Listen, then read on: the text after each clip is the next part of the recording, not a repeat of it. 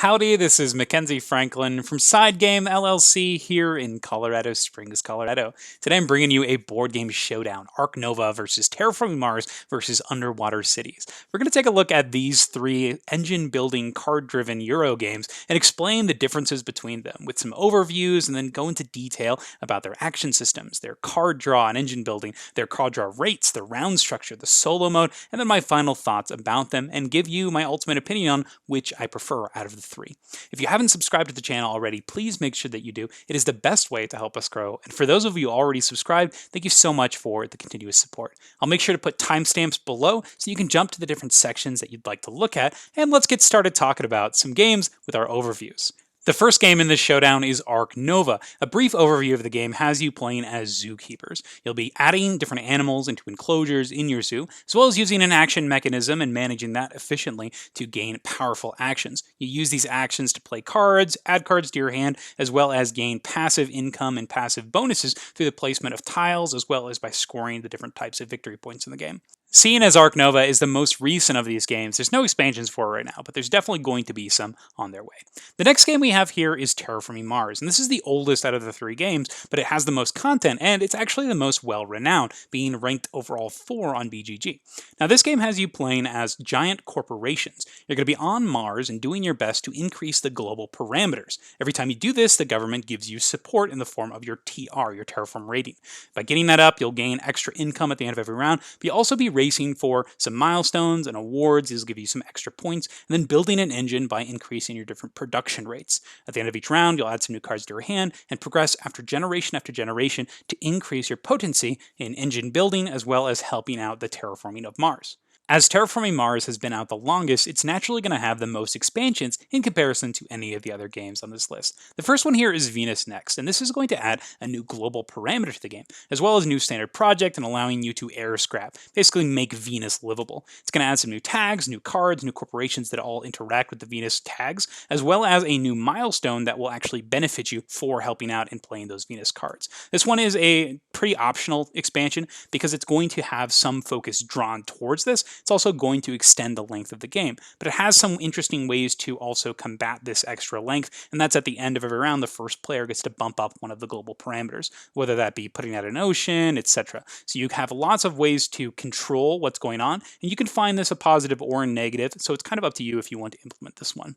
The next expansion here is Terraforming Mars Colonies. This gives you the ability to use your energy in new interesting ways, as well as establish colonies on these new areas. When you establish a colony, you gain some production bonus usually, or an instant reward, but when you visit, you're going to gain some sort of resource by actually going there. However, if someone has established a colony there, they'll also gain resources just by having presence there and getting some income. When playing with colonies, it's going to increase the valuableness of certain resources. For example, if you're playing with Enceladus, you're going to be trying to keep those microbe cards, because if you keep them, hey, you have something that's going to produce extra microbes for them. So you have to keep that in mind when playing with colonies. It is going to push you down specific strategies and paths, as well as increase the potency of the energy resource, because you need that to actually travel from colony to colony. So something to keep in mind when you do include colonies.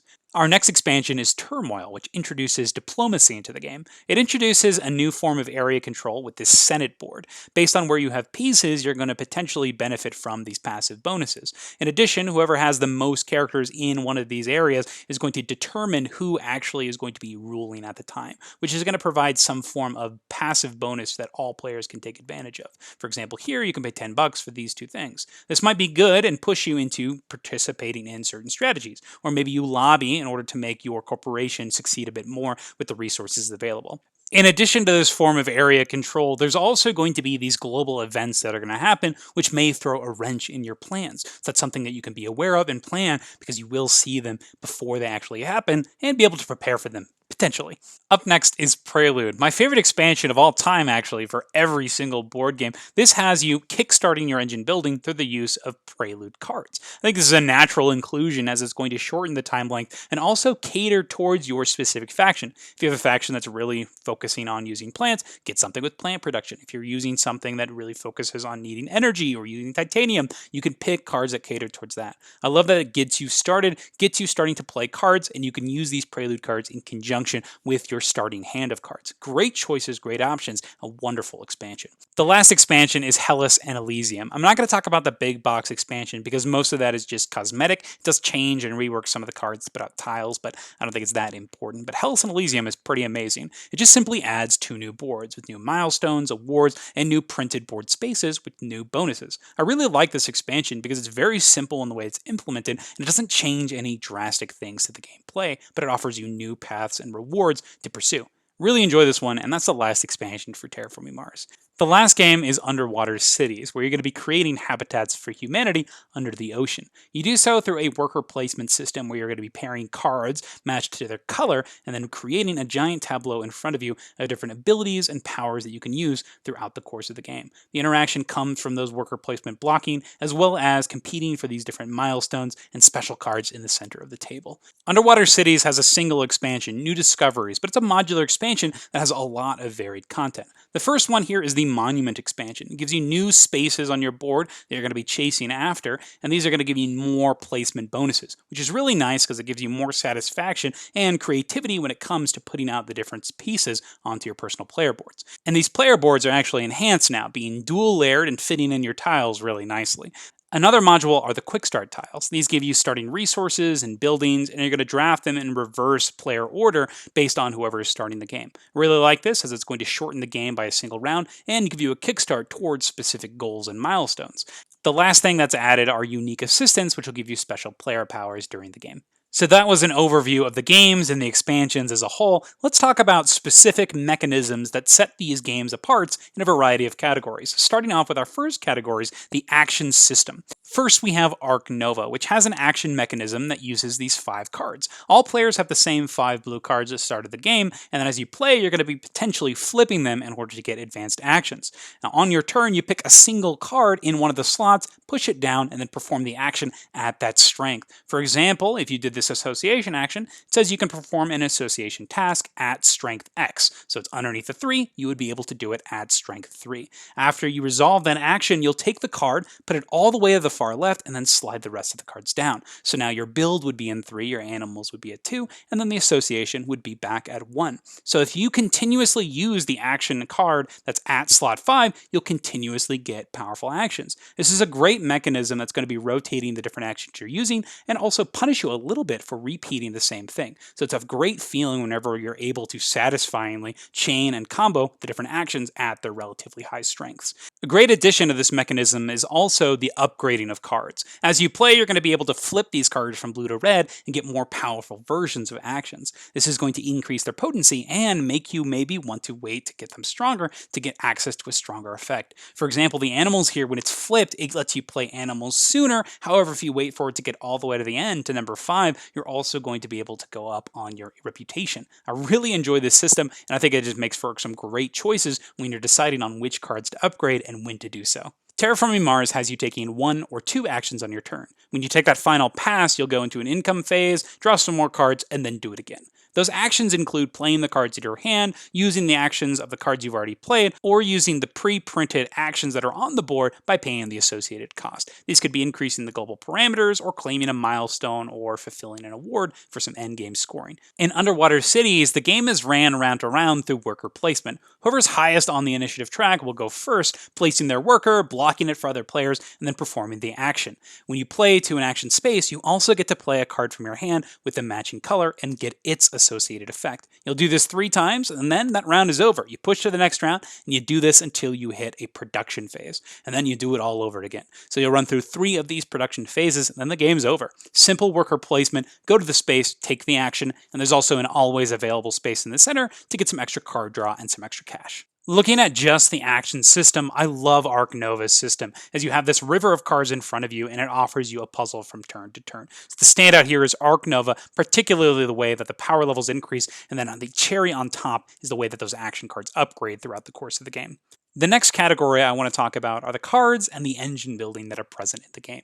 In Ark Nova, you have a variety of cards that come in the form of zoo cards that you'll be adding to your hand. Now, during the course of the game, you'll be using the card's action to put them into your hand, as well as playing the animal's action to put them out, or the sponsor's action to put them out. So they come in these two different varieties. The sponsors have an action cost based on the power level of the action you've used it at, and then the animals have a cost based on not only the size of the area that they're in, but also a money cost. In addition to paying for the cost of the cards, you also have to make sure you're meeting the card's requirements. For example, this Eurasian Lynx here says you need 2 Europe tags already in your zoo to play it. There's a huge variety in the amount of cards in Ark Nova, particularly when it comes to their costs and requirements. So whenever you do draw cards randomly, you got to be aware of this, because you could draw something with a whole bunch of tags that there's no way you're getting anytime soon. And then when it comes to actually checking your hand size during the game, you may have to just toss them without actually using their effects. Once a card is played, it's going to grant you a variety of effects, starting off with their appeal. This is this ticket value in the bottom section of the card. This is going to be income, as well as one of the points that you're tracking during the game.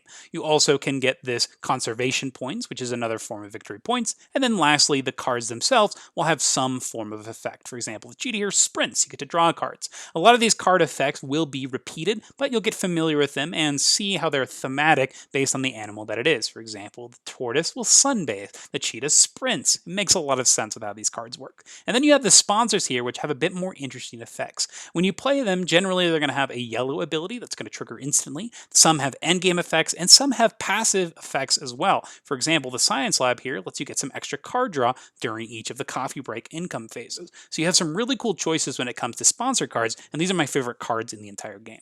The last form of engine building comes from the conservation track, as well as gaining conservation points through the association action.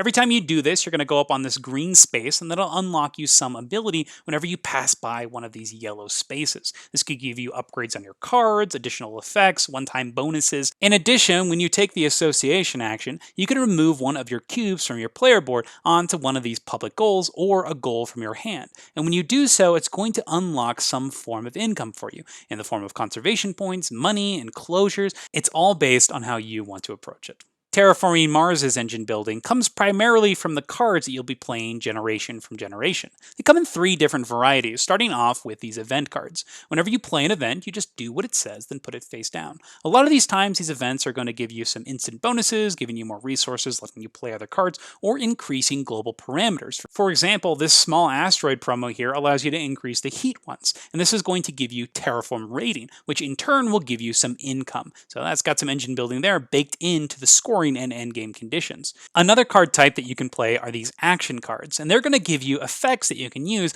once per generation. For example, this penguin's action, just add a penguin there. Penguins are worth extra points. Some of these cards will offer really interesting and unique abilities, like the self-replicating robots here. This one says that you can put cards under it or add robots to it, and then decrease the cost of that card based on the number of robots on it. So the longer you wait, the more of a discount you get. Really cool effect here. And the last types of cards are these green production cards. These are generally going to be one-time effects. You play them, you do the effect on the bottom, and then you put them to the side. However, they do stay face up because they'll have different symbols that will serve as requirements for other cards. Now, very similar to Ark Nova, they have tags here in the upper left that shows restrictions or requirements. But not only do these have to do with the different tags and different abilities you've played, but they can also relate to the different parameters on the board. For example, snow algae and penguins require a certain amount of oceans to actually be placed on the board. So as the terraforming of Mars develops, you'll be able to access more interesting and powerful cards. The last thing I want to quickly mention when it comes to the resource production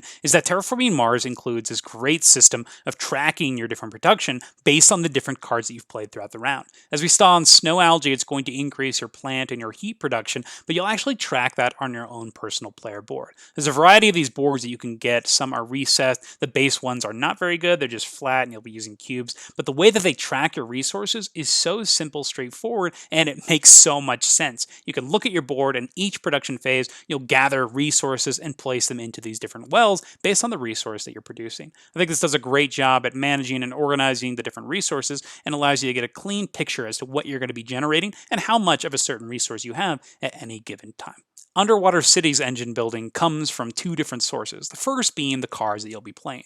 Whenever you take an action on the board, you'll play a card that matches the space's color. The green spaces are very weak, but the green cards are extremely strong, whereas the orange spaces are very strong, but the orange cards, not so good, and the red's somewhere in the middle. So you have a choice every turn as to where you're visiting based on the cards you want to play or the action you want to take. And at some points, you may not play a card just to take a specific action because you really need to at a certain critical moment. The cards come in a variety of types. We have these lightning bolt instant effects, these continuous infinity symbols, production cards, as well as endgame scoring cards. And the last card is an action card. You'll exhaust it to take its action, and at the end of production phases, they unexhaust, so you can reuse them from era to era. I really love this action system, and I like that you get to personally choose which cards you're placing in your tableau and then try to reuse those continuous effects as well as those action cards. The last form of engine building comes from your personal city boards. You'll have a starting city, and as the game progresses, you'll be adding new roads, new cities, new small production buildings, and hopefully connecting to metropolises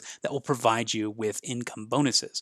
At the end of the game, you'll also have potential endgame scoring based on the variety of buildings that you've created. You'll be able to generate lots of resources and hopefully be able to populate these different cities with a variety of choices and options that will push you into your further rounds. Out of the three card and engine building systems, my favorite is Underwater Cities. I love that the powers of the different cards scale based on their color and how they're tied to your actions as well. You're consistently playing cards and drawing cards in the game, and you have a form of hand management by which cards you're going to hold on to based on the plans and the potential spaces that you may take in the future. All that added to the different production buildings and set collection and upgrading that you get to perform on your personal board, and the consistent personal bonuses that you get by playing these pieces onto your board is extremely satisfying. The next category is the card draw rate. And in Ark Nova, you have three primary ways that you're going to be drawing cards. The first way is through the card's action. Based on how strong it is, this determines how many random cards you can draw from the top of the deck and how many you discard. You also have the option to what's called snap, and that says you can take any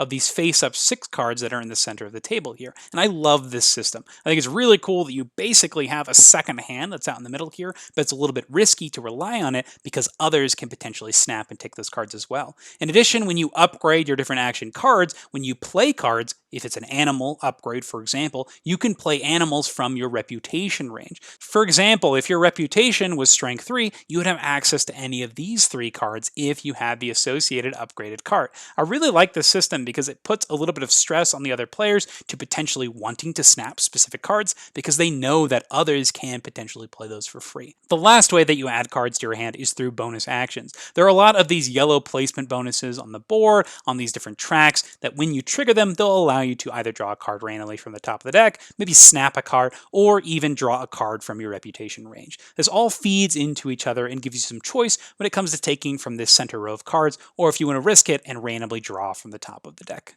While Ark Nova is primarily player-driven card draw, Terraforming Mars has you drawing cards at the end of every round. Every player will get 4, and you can either draft them or not, and then you decide right then and there if you want to keep and purchase these cards. You pay 3 mega crates, or the money in the game, to actually keep the cards in your hand, and then in the following action phase, you can actually play them in front of you. This is a great choice because the tension of deciding whether or not to keep a card and potentially play it in the future is a big one. I love that you have to make a choice right there and say, do I want to play this? Will I be able to use it? And will I be able to play it in time for it actually to be worth that money? Because $3 may seem like a little bit, but when you're keeping 4 cards and it costs 12 to keep all 4, that can pile up pretty highly and keep you from taking some actions that you may want to prioritize at this current moment. This is a great tense choice that makes every card you keep a very thoughtful decision. And the last way that you're going to be drawing cards during the game is through placement bonuses on the main board or through the actions of cards that you've already taken. A lot of these action cards, particularly the science ones, will allow you to draw cards as part of the resolution. So you could do engine building forms where you're just drawing cards consistently, or you can veer off into someplace else where you're focusing on the production and manipulating other aspects of the game. Underwater Cities cards are categorized through era decks, and they escalate in their power based on the round at which you take them. For example, era 1s are a little bit weaker, whereas era 3s are crazy strong, and that makes sense because you have less time to benefit from their abilities. Now that being said, at the end of each of your turn, you always get to draw a card from the current era deck, and then at the start of your turn, you'll discard down to your hand size of 3 cards. This encourages you to play pretty tactically as you're getting new cards constantly and having to evaluate which ones to play, which ones to keep, and which ones ones to discard. In addition, at the end of each production phase, you're going to draw 3 new cards from the next era deck, and that's going to set you up for your future actions in the next round. I really love these options when it comes to drawing cards, and a lot of cards will allow you to draw cards as an additional bonus, and that lets you change and modify your path and your approach to each of the action rounds. Another way that you can add cards to your hand is through the special cards action. One of the spots that you go to will actually let you add a special card to your hand. You have these 6 face-up end-of-game scoring cards, as well as a pile of awesome bonus abilities. Now, these special cards are really interesting because you don't get to use them right away, but they get added to your hand, and then you pay a credit cost to play them in a future turn because they also have colors associated with them. I think this is a great system and allows you to upgrade the cards in your hand, and you're taking some time now to improve actions in the future. This also adds to the tension of the endgame scoring because all of them are available, but when is the best time to actually take one to your hand as opposed to taking something that's going to progress you immediately in your current game state. My favorite card draw system out of all of these has to be Underwater Cities. I love the way that you're consistently drawing these cards, but also can have that player-driven card draw through the use of the special actions, and there's that tension that ramps up as to when to take them. I do want to give credit to Terraforming Mars, though, because I really love that choice of having to pay for the cards. I think that odds for some really great tense decisions and really thoughtful play in future rounds. The next category is the round structure and the overall pacing of the game. In Ark Nova, it's not necessarily a game of who gets the most victory points, but Ark Nova is a race. You have 2 different victory point tracks, and your goal is to force them to meet. If you've done that, the end of the game is triggered, and whoever has crossed themselves the most wins the game. Most of the time, this is the player who does that end of game crossing, so it is ultimately just a race and a pressure of who can get there first. And in addition to that, the turn structure is very open because you are playing until that actually happens.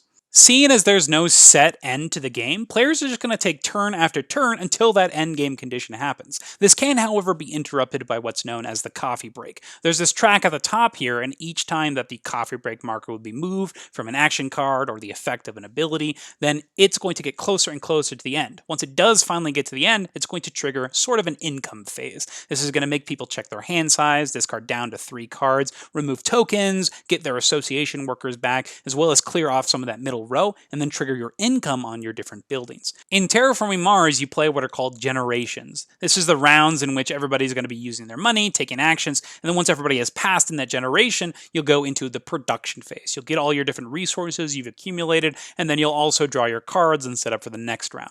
Now, this game is over when the entire planet of Mars has been terraformed completely. That means that there's been 9 oceans put on the board, the temperature has increased all the way to 8 degrees Celsius, as well as the oxygen has gotten to 14%. Mars is now livable. You finish out that round, and then the game is over after that final production phase and the placement of some plants. You'll score some stuff, but overall, it's a nice mix of a set round structure where you can see when the game is going to end relatively, but also when it's actually the player's turns, you're consistently taking actions one after another.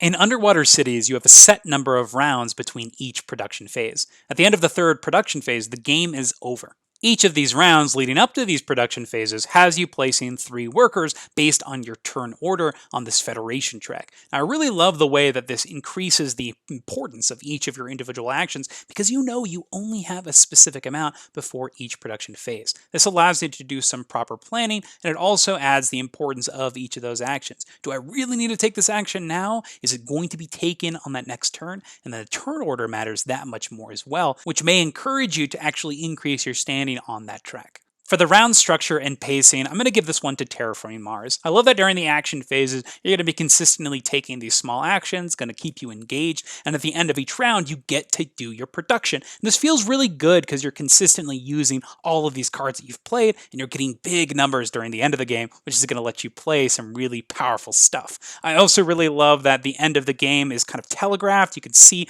all of the different parameters coming closer and closer, so you can see that and plan for this by claiming awards and milestones at appropriate times and switching gears into maybe some resource or point production engines when the time calls for it.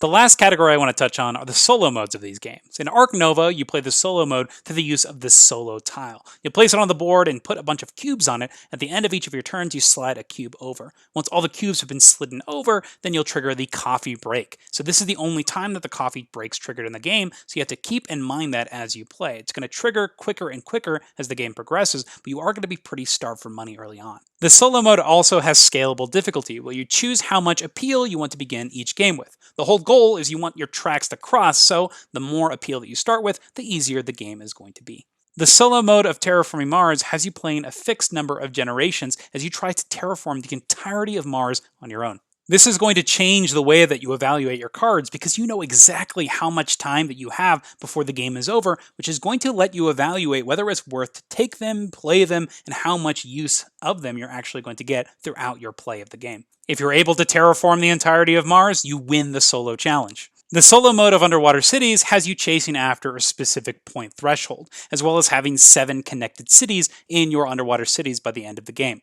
Now, in addition, each round there's going to be different spots that are blocked on the main game board, and they're going to rotate one spot clockwise each round. In addition, if you didn't increase on the Federation track at all, you're going to discard a card from the top of the deck and also block an additional random space. This is pretty scary because do you take your time to ensure that all of those spots are going to be available for you next round, or do you risk it and hope that they're not going to cover that one key spot you may need? Due to the intense planning that comes from long-term strategy in Underwater Cities, tied with the tactical nature of the card draw, I do prefer the solo mode of Underwater Cities as opposed to the others. I think that the blocking mechanism is done really well and puts the pressure on the player in order to determine if they want to take that push your luck as to additional spaces being blocked. So Underwater Cities wins my solo pick from these 3. And those are the 3 games. Let's wrap up with my final thoughts as well as my conclusion on which one stands above the rest. My third recommended is Terraforming Mars. I think its strengths lie in its round structure and how you're consistently triggering the productions of all the cards that you've played.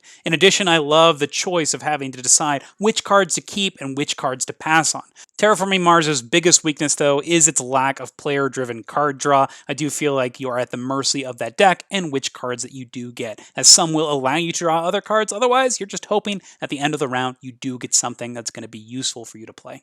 Number 2 goes to Ark Nova, and its strengths are its action card system. I love the way that you're managing that puzzle from turn to turn, and you're able to upgrade them and get more advanced actions. I also love the way that the card draw works in this game, and the giant market of cards that are available to you in the center of the board, and how all the players can potentially play from it. It adds for some great tension, and I love that the upgraded cards also feed into that. The weakest part of Ark Nova, though, are the animal cards. They feel very similar in how they play and work, and you're not really building zoos based on specific and interesting unique effects, as opposed to just the different cards that you're able to play at certain times, as well as the points in different tracks that you're able to go up on the bottoms of the cards. The other negative has to do with the requirements on the cards and how it can be pretty prohibitive to actually using the things that you're drawing and you're collecting throughout the game. And my favorite of the 3 is Underwater Cities. Its standout are its worker placement card action pairing system, its consistent card draw and tactical decisions based on those cards that you do get,